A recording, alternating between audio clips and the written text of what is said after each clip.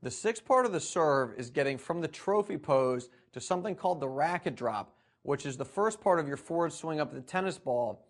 And in this video, we're only going to focus on what the upper body is doing.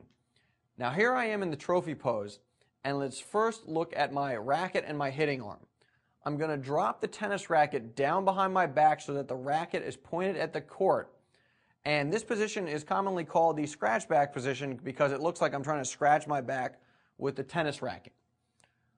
Also, if we rewind it to the trophy pose, watch my elbow. It comes up as I drop the racket down behind my back.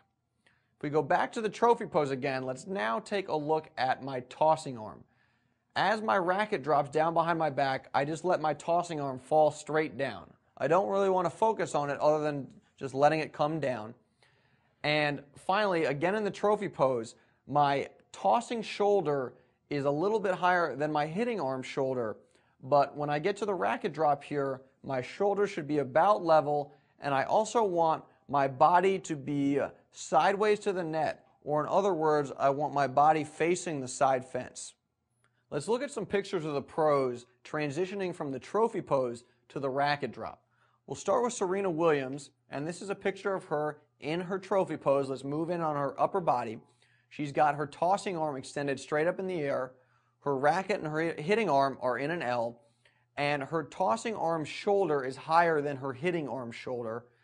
But in this next clip, now she's transitioning from the trophy pose to the racket drop by dropping the tennis racket down behind her back, and at the same time she's dropping her tossing arm down. She's just letting it fall down.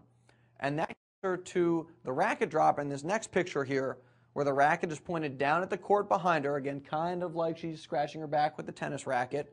Her elbow has come up, her tossing arm has continued to fall, her shoulders have leveled out, and her upper body is sideways to the net, maybe facing the side fence. Now let's move on to John Isner and see how he transitions from the trophy pose to the racket drop.